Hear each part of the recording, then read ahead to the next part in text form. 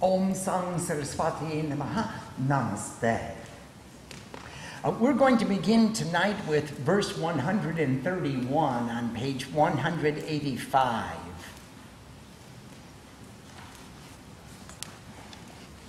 Om Bhu Shwaha, Om Bhuva Swaha, Om Swa Swaha, Om Bhur Bhuva Swa Swaha. Hidantu Bhakti Pavina Bhattate Sri Nyate Jati Likitva Tvat Pradhatavyam Tat Sarvam Sapulamba Betsva Guru Gita Makang Devi Sudatatva Makyoditam Baba Vyati Vinasatang Sakyame Bhajapet Sadasva Guru Gitakshar Ekantu Mantracha Vipang Chape Danye Jabe Vitamatra Kalang Naranti Shurashim Sva Ananta Palapapati Guru Gita Japenatu Sarva Papa Prashamanam Sarva Daridra Nasanam Sva Kalamrityu Poyang Harang Sarva Sankatanashanam Yaksharaksa Zabhutanam Choravyagra Bhagyapakam Sva Mahavyati Garang Sarvam Vibhuti Siddhitam Babet Atavam Mohatam Pasham Swayami Pajapet Sadasva Bastrasane Chadaridram Pashane Progasam Papa Midinyang Dukapapati Kashte Bhavati Nishpalam Sva Krishna Jine Jnana Siddhir Moksha Sri Vyagra Charmani Kushasane Jnana Siddhi Sarvasadi Stukambale Sva Kushri Vatu Vakyadevi Asane Shubrakambale Upabhishya Tato Devi Chapideka Ramana Sasva Deham Shuklam Chasantatam Vashe Rakta Sadam Prige Apichare Krishna Barnam Pita Barnam Tanagamesva Uttare Shanti Kamastu Vashe Pur Vamako Tape Dakshini Bharatam Potam Paschime Chadanagamasva Mohanam Sarva Putanam Banda Mokshakaram Babe Devaraja Priyakaram Sarva Loka Pasham Babe Swa Sarvesham Stavatnakaram Gunanam Chabipartanam Dushkarma Nashanam Jiva Sukarma Siddhitam Babe Swa Sadhana Sadhaketi Kayam Navagraka Bhakapakam Duswapna Nasadang Chivasa Swapna Palatayakam Sva Sarva Shanti Karandityam Tattapada Savutradam Avoidapyam Karam Srinam Savagyadayakam Sadasva Ayur Arogya Paispraya Putra Potra Prapardanam Athamatra Stri Bidapa Japan Moksha Bapapniyasva Avoidapyam Sakamatu Lapate Chanya Chanpani Sarva Dukkha Bhakyam Vignam Nasaya Pakarakam Sva Sarva Bhava Prashamadam Dhamartakam Abhokshadam Yang Chintayate Kamam Tam Tam Prapnoti Nishchitam Sva Kamitasya Kamadenu Kapana Kalpapada Parchintamadni Chintidasya Sarva Mangala Karakam Sva Moksha Hetu Japeditang Moksha Sri Vyagra Bapnuyad Bhoga Kamo Japed Yobhetasya Kama Palapadam Sva Japed Chaktasya Shorasya Ganapatyasya Poishnabam Saivasya Siddhitang Divi Satyam Satyam Nasanjaya Kasva Atahakam Yajapestanam Katayami Varadane Sagari Pasaritire Yatabaki Hari Alavaki Sva Shakti Devalake Kushte Sarva Devalake Shibe Bate Chandadri Muleva Mate Vrindavane Tatasva Bhavitre nimaleshtane nitashtushthanaptopi vam nirvedane napmonena japanitam sambhachare sva. Shmashana epu babuyetu epu batadu mantike tata misidyanti dotare muletu triksha sasanitau sva. Guru putra paramurkastasya siddhanti nanyatam shubhakarmani sarvani diksha pratam pratam chichasva. Sansara balam nashatam bhavapasha nibrittaye Guru Gita vasistanam tatvaja kurate sadasva. Sai bacha Guru sakshat sadasa brahmabhita mahatasya stanani sarvani pavitrani nasamsagasva. Sarva Shuddha Pavitra Somma Swabhavadyatra Tishtati Tatradhibhaganaka Sarve Kshetre Bhekti Vastantiki Sva. Asanasta Shayana Vakatanti Stan Vatanapi Ashvaruro Gajarura Sutova Chagritova Pipasva. Let's stop here and go back and translate for a while. We're on verse 131.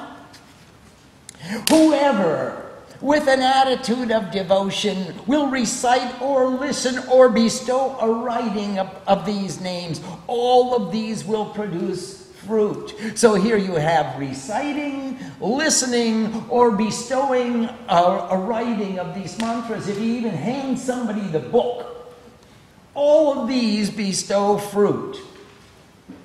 Wherever these mantras are kept, there is a sacred place of pilgrimage. Wherever these mantras are listened to, there is the attitude of devotion. Wherever these mantras are recited, there is a supreme devotion and efficiency. Someone wants to change their own selves. O Goddess, I have shared the pure principles of the soul of the Guru Gita. For the purpose of destroying the diseases of worldly existence, everyone should always recite as his or her own. It's your own. It's ours. These are our mantras. This is a definition of our path to pure devotion. This is a definition and an exposition of our path to pure knowledge. It's our own. It's not history. It's not literature. It's not philosophy. It's not out there in the stars in the heavens in sometime way back when. It's happening right now, and this is our own. Even one letter of the Guru Gita is as a king of mantras. One letter. Just think of a whole word. Not to speak of all the verses. Others of the myriad of mantras are not to be valued as the 1/16th part of one letter. So all the other mantras are like the 16th part of one letter, of one word, of one mantra of the whole text of the Guru Gita. Because without devotion to the Guru, what's the value of reciting hundreds and thousands of mantras? We need the devotion to the Guru. That's where we're going to learn. That's where we get the example. By means of the recitation, one attains infinite rewards. By reciting the Guru Gita, one attains infinite fruits. All sin is nullified and all affliction is destroyed. It takes away the fear of time and death and destroys all adversity. It takes away the fear of celestial beings, demonic beings, various disembodied spirits, thieves, and tigers. We are free from fear if we are in love with the Guru. Everything is a manifestation of the Guru. This is the truth. This is the truth without a doubt. It completely takes away all great afflictions and gives rise to the attainment of blessings. Even the ability to hold still one's senses or control one's mind is possible for one who always recites. I mean, talk about some valuable goals. To hold one's senses still and fixed. And to control one's mind is possible for one who is constantly reciting about their devotion to the Guru. By reciting while sitting on a cloth, one becomes set with affliction. That means it's a hard surface. You put a cloth over it, and it's still a hard surface. What a pain in the hard surface. Sitting on a stone gives rise to sickness. By sitting on the earth, one becomes pained, and upon wood it bears no fruit. By reciting while sitting upon a black deer skin brings the attainment of wisdom, and upon a tiger skin, self-realization. Upon a seed of kush grass brings the attainment of wisdom, and upon a blanket brings the attainment of all. Keep it simple, stupid. Put grass down and you get wisdom. Put a blanket down and you get it all. I'd go for the really special asanas and you probably won't have an opportunity to sit at all. I'd like to tell you a little story. There was once a sadhak, a tapasyak, a tantric sadhak. He was doing this tremendous shmoshan shav kriya, where you sit in the cremation grounds upon a corpse and do recitation of the mantras of the Kali in the midnight. And he had to procure so many articles for his worship. And with great pain, he collected all the articles and he sat upon the corpse and he kindled the divine fire and he began to make japa of the mantras, and suddenly a tiger came out of the woods and ate him. Now, he had one assistant who was an illiterate, devoted man, but he was so devoted, he helped this sadhu get all these materials together, and after the demise of his guru, he said, well, my goodness, all the materials are here. Let me sit on the corpse one time and see what happens. He sat down upon the corpse and said, Om Ring Sring Krim Parameshwari Kali Ke Swaha. And Kali immediately came and gave him darshan and said, I bless you with the highest attainment. And he said, Mother, my guru went through such pains to collect all the articles, and he knew everything that he was doing. And he did it with so much skill and precision and finesse, and he was eaten by a lion.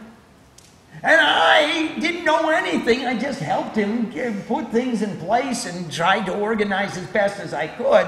Why is it that I get darshan and he got death?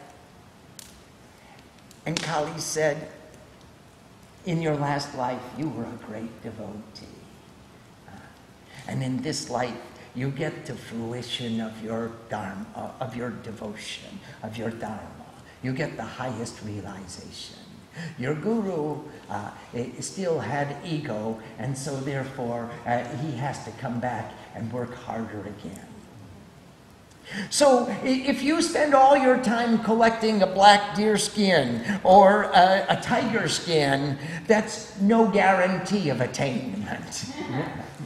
All the attainments are provided to one who sits upon a blanket or white wool. O goddess, one should cover kush grass or durva grass with a white blanket, and then, O goddess, he should recite with one mind. That's the key. If we recite with one mind, it means our wandering mind has been controlled, and we are still and focused. We recite with one mind. O beloved, one should meditate on the color white for the objective of peace. Upon the seed of red to attain self-control. To remove ethereal spirits, meditate upon the color black. To bring wealth, meditate upon the color yellow. One should recite facing north, desiring peace.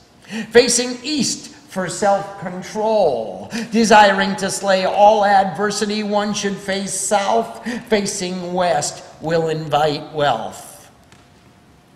All of existence becomes mesmerized. All bonds are released. It is the cause of the love of the king of the gods, Indra. It meaning the Guru Gita and the love of the Guru and the song of the Guru. It is the cause of the love. Even the king of gods comes and celebrates a devotee of the Guru. All beings in the world are controlled by it.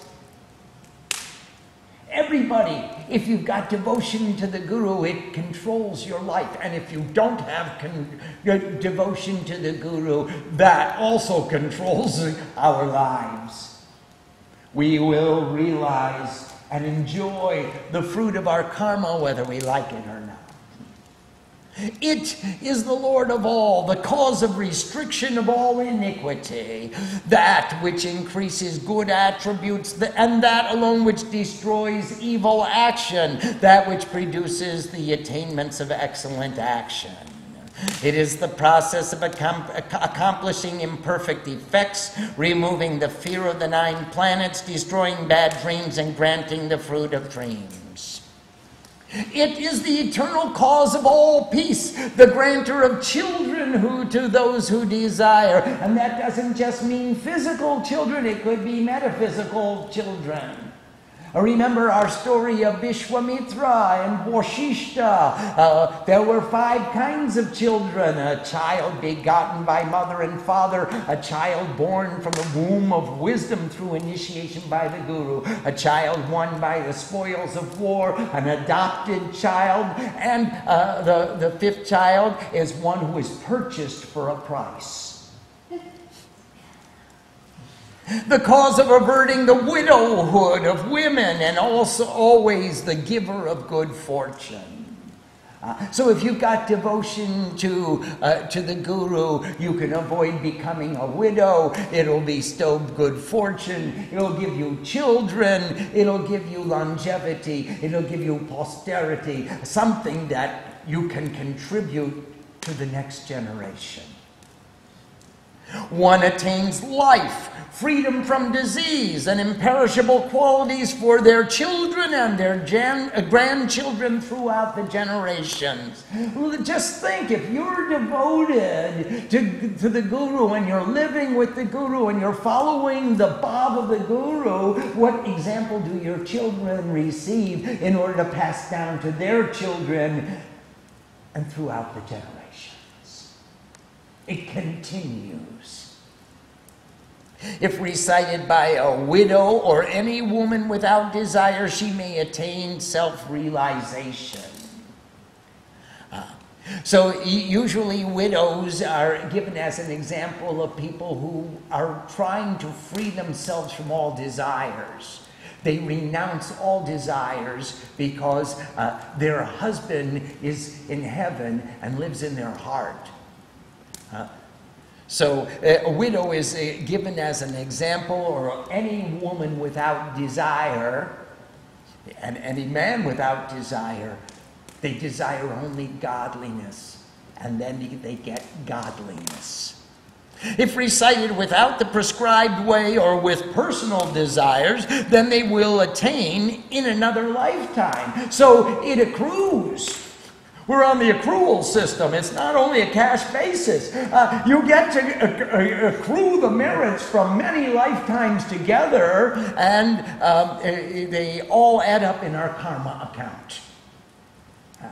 So that it continues from lifetime to lifetime. All the good deeds that we perform, they accrue, and that's what brings us to the Devi Mandir to take shelter in a guru like Srima. All pain, fear, obstacles, and curses will be removed. All obstacles will be removed. The ideal of perfection, the necessities for attainment, the perfection of all desires, and liberation are given. Whatever desires are contemplated wherever, then and there they will be attained without a doubt. What do you desire if you're a devotee of the Guru? You desire the Guru's grace. So whatever you desire, whatever you contemplate, then and there you'll get it. Because you desire the pure, you'll get the pure.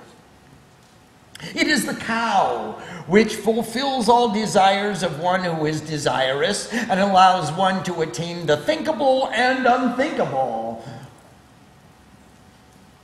Whatever you can conceive and more will be given to you if you follow the path of devotion to your Guru. It's a promise made in the scriptures. It's the only way to learn how to worship God. It's the only way to get even the desire. Everybody from our childhood said, become a somebody. And it's only the Guru who says, I'm a nobody. And I'm happy as can be. I'm not seeking fame and fortune, I'm seeking God. Tell that to your families.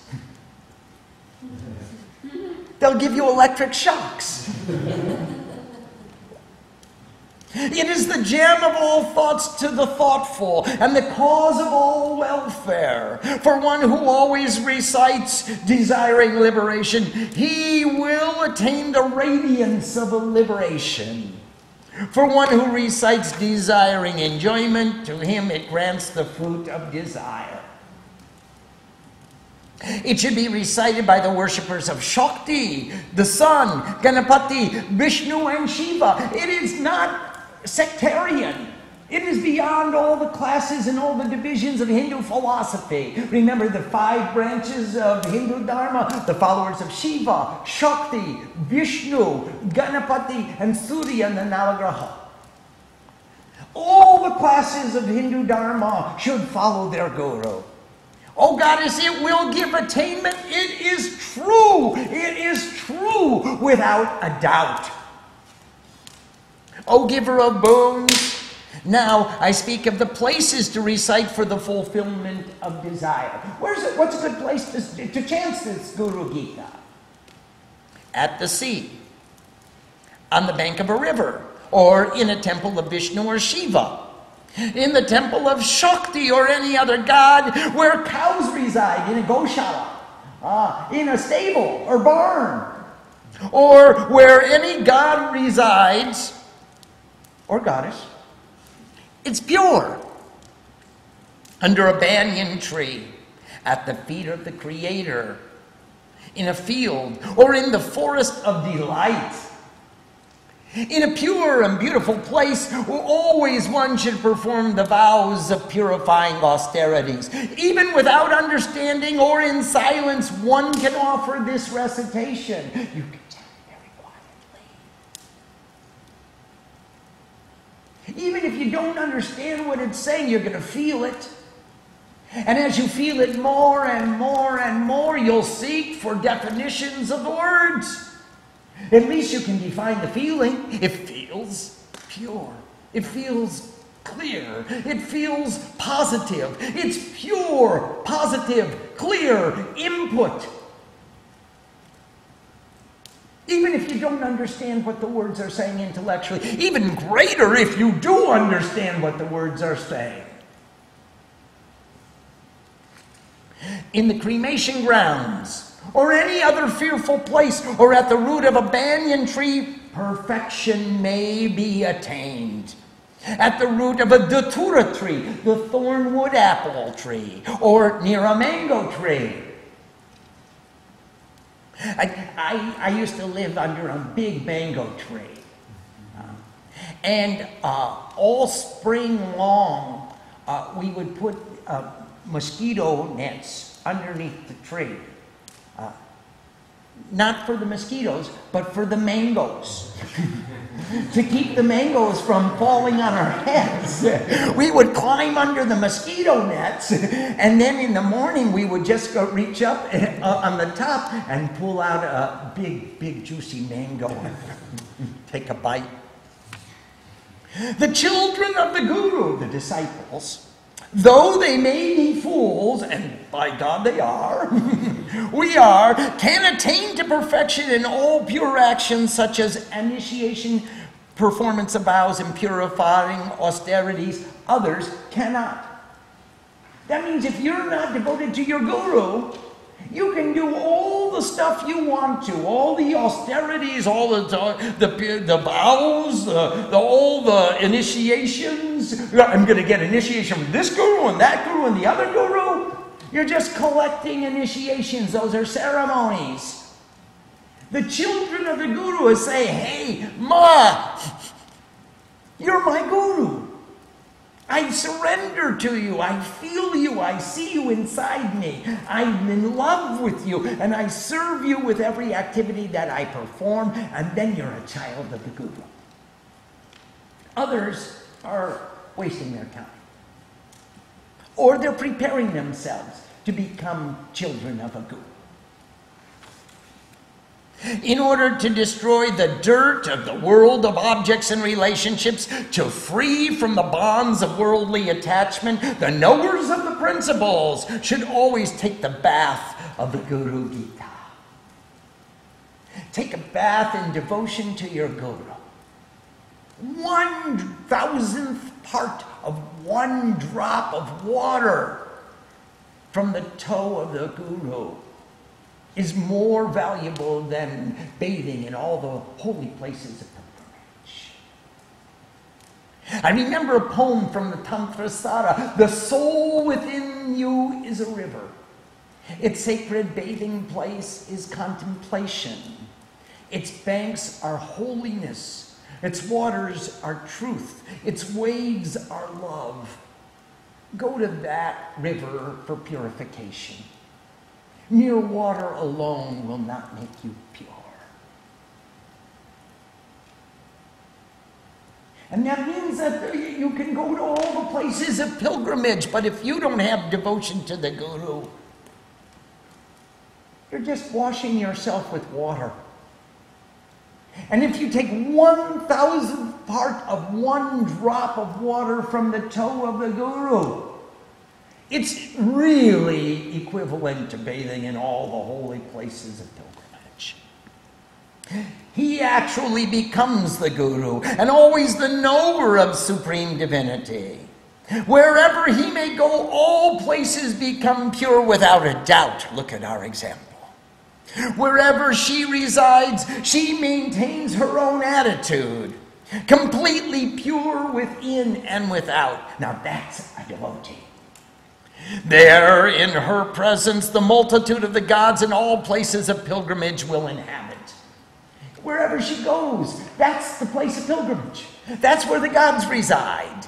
Situated in a sitting posture or reclining, moving or still or speaking, riding upon a horse, riding upon an elephant, or sleeping or awake, with a pure mind, always the wise will make recitation of the Guru Gita.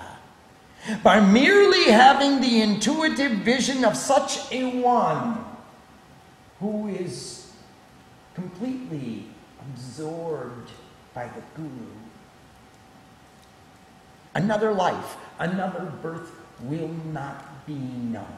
Just having a vision of someone who is totally submerged in the principle of Guru, that gives us liberation. Very interesting. Another birth will not be known. You don't die and take birth again. You just continue one pure consciousness with the knowledge that you have today, with the understanding, with the awareness that you have today. You just leave this body just as you would take off an old shirt and wear another body, just continuing with the same understanding and the same bhava, the same love and the same devotion, just as it is today. And here we'll stop. Do we have any questions? Please. I have a question about feeling and meaning. It says in the scripture that you can chant without understanding. Yes. Isn't chanting the mantras feeling or devotion the highest goal? Yes. Trying to understand what they mean? No. That's not correct. That's only a part. We want a concordance between the gross body, the subtle body, and the causal body. We want to understand intellectually what we're doing, and we want to know what it means and feel it at the same time. As much as you understand, so much is the feeling enhanced. So it is sufficient to begin by just feeling it, believing it. Believing that your guru said do this and you're going to do it. And with faith you do it. And now you feel something good. Because you believed the guru, you surrendered to the guru, you followed the path of the guru, so it feels good. Now, could I understand a little bit more of how to employ it in my life? The application of these mantras to my circumstances, how to inculcate these attitudes and empathize with those with the guru, so I have the same feeling and the same bhava and the same energy and the same attitude as she does. So yes, we begin with feeling, but that's a lower type of feeling than we feel when we have understanding. The more we understand, the greater the feeling increases. And as the feeling increases, the bhav increases. And by bhav, here we mean an intensity of reality. The intensity of my reality, my paradigm of reality, how pure, how true, how real is this to me in actuality right now? Is it something that someone told me to do and I may get something from doing it? Or is it something that I'm feeling to do and I'm getting everything? So this changes as I understand that this is my story.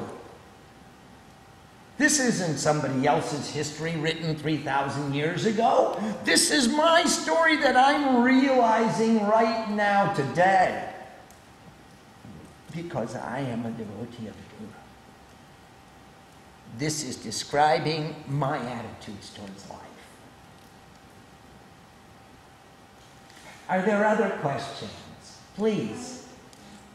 Question from our viewers. What does it mean to completely surrender to the Guru? Well, you'll have to ask the Guru. But surrender, we use the term samarpan. And sama means peace or equilibrium. And arpan means to offer. I offer myself in peace and equilibrium. And when I offer myself in peace and equilibrium, I say, I'm opening the door to my brain. Please shovel into it whatever you want. I'm open to you. I am not thinking about what I'm going to say in rebuttal to your discussion. I'm just soaking it up like a sponge. I'm listening to you with pure attention. I'm focusing on your service with pure love. I perform my actions with the greatest efficiency, so all the sooner I can come into greater harmony with you. I don't have to languish there all day long and pretend I'm busy and avoid my guru.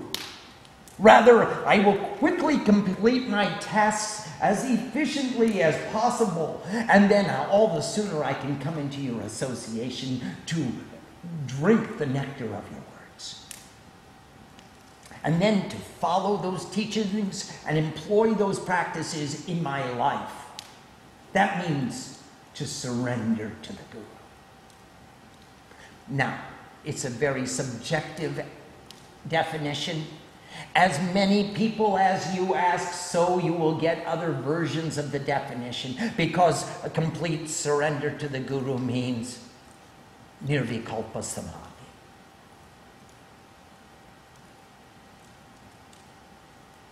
Are there other questions? Please. It says in verse 153, it says different places to recite, and it says, at the feet of the Creator.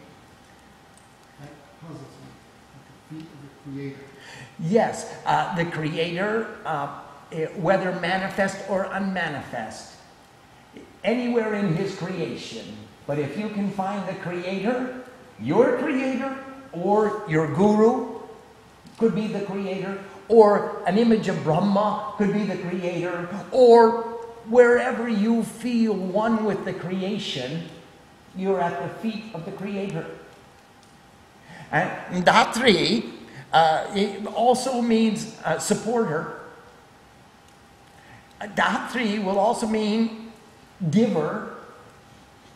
So the Creator, the supporter, the giver, it could be another synonym for Guru.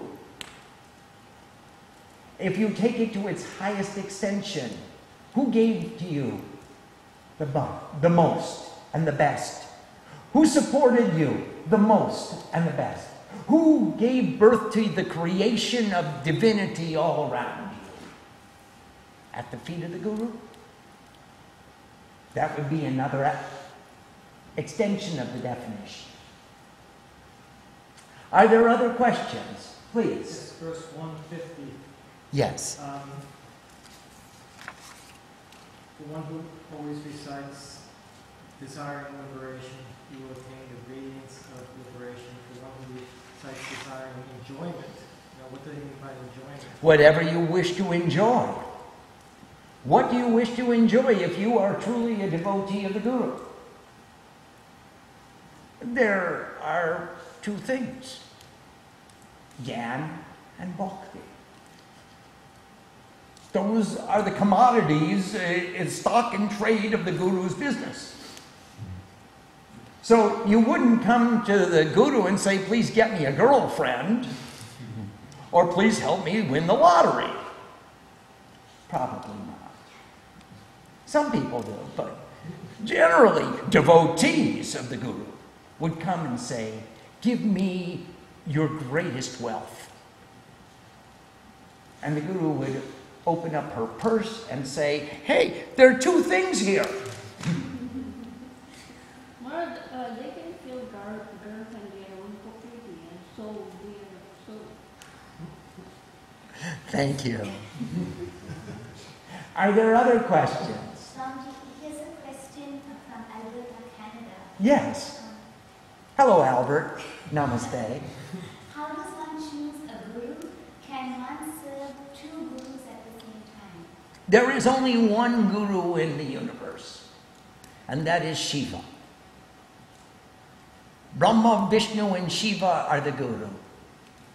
And all the rest of us are almost gurus, upagurus.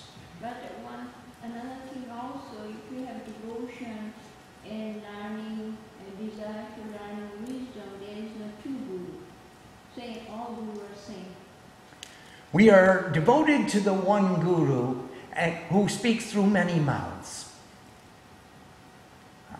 But one individual will exemplify to us a path, a sadhana, a way of life that is extremely inspiring to us. A way of sitting, a way of breathing, a way of reciting that inspires us, and that will be the path that we want to take. We want to mold ourselves into the image of the example who shows to us the greatest inspiration of divinity. And that is the Guru to me. And each of us will find the Guru as we evolve through life until we find Brahma, Vishnu, and Shiva. Then we really become disciples. So the function of a guru, a small guru like this, is to take us to a bigger guru like that. And the bigger guru like that will take us to a bigger guru like that. And when we move to the altar and start worshiping in the same way that our guru showed us, We become one with the Guru. We become one with the divinity. We become one with God. And that's the path. Are there other questions? Please. Swamiji, you said that initiation, you made a comment that initiation is a mere ceremony. Could you expand on that? Yes. There is the fact of our love, and there's the vow of our love. And when I see a guru whose example I want to emulate, that's the fact of my love. And when I follow that path and make myself into the image of the Guru and sit as she sits and breathe as she breathes and recite as she recites and put the flowers where she told me to, then I make myself into a disciple, and at some time the Guru may say, now let's consummate our relationship through the transference of a specific energy called Diksha.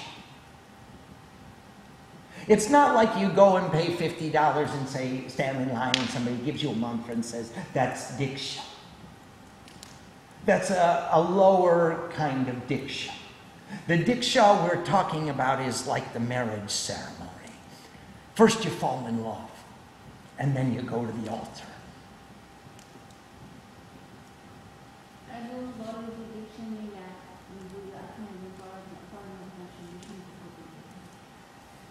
When you take initiation, you consummate the relationship, you solemnize the relationship with your own soul and the Supreme Soul.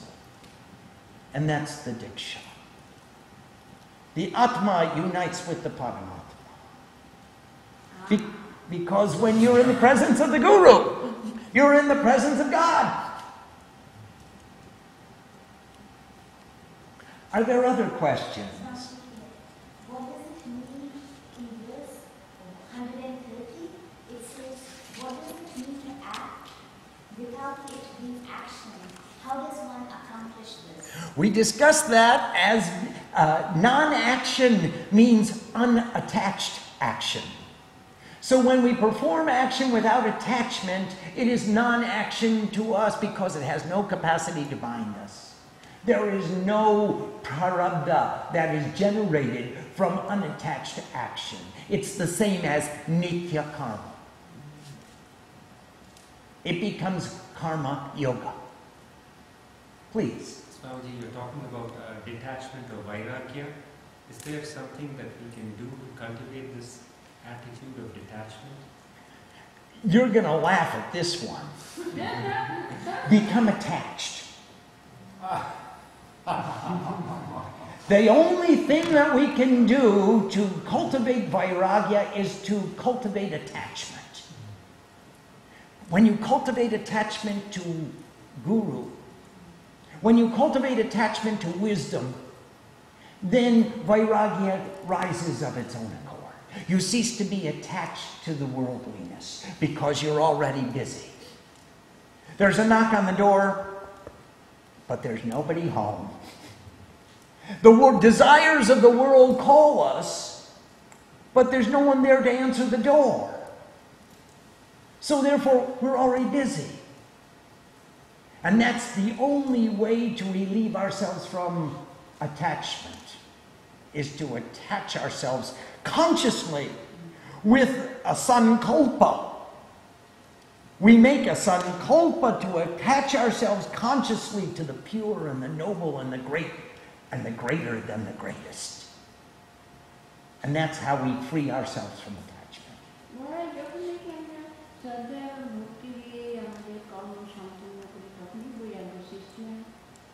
When we act with faith and with non-attachment, in order to demonstrate the sincerity of our love, then that sense of non-attachment, it comes, rises of its own accord. Bhavile bhavir udhoy hai. From your attitude, the attitude grows and rises. Are there other questions? There's a follow-up question from our viewer. Please. Surrender.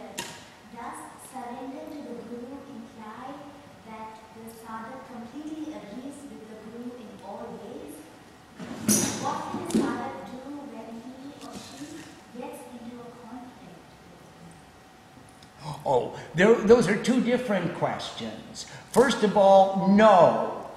It doesn't mean that you agree with the Guru in all ways. To surrender to the Guru means to listen to everything the Guru has to say and to watch the example of the Guru and then decide which is appropriate for yourself in which circumstances. Do not give up your discrimination. We discussed this already. The second question is it possible to have a conflict with the Guru? No, it is not possible to have a conflict with the Guru because you know that the Guru is Brahma, the Guru is Vishnu, the Guru is the Deva Maheshwara. Learn where you can, whatever you can, and employ whatever is applicable. And grow at your own pace. Now, use your discrimination. That means that if the Guru says, sit down and recite this worship and love God with a pure heart, without selfishness, give up your selfish desire, you can understand in the test of reason that that's a very good thing to do. But if the Guru says, you become a suicide bomber and blow yourself up so I can become rich and famous, you can say, wait a minute, Guru, I want to follow your example. First you blow yourself up, and then I'll decide if it's appropriate for me or not. You have a duty. You have a duty to exercise discrimination. That is surrender.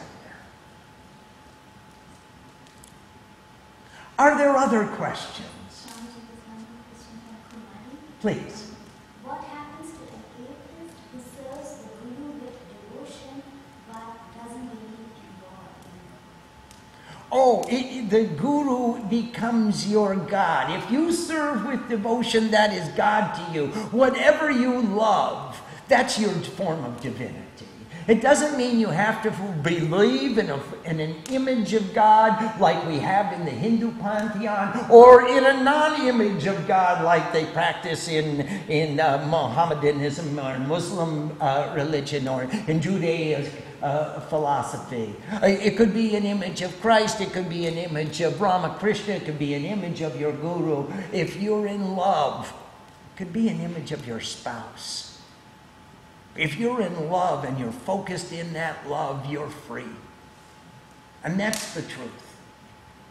There is God's presence. There is God's presence. Wherever you can surrender your selfishness because of your love, there is God's presence.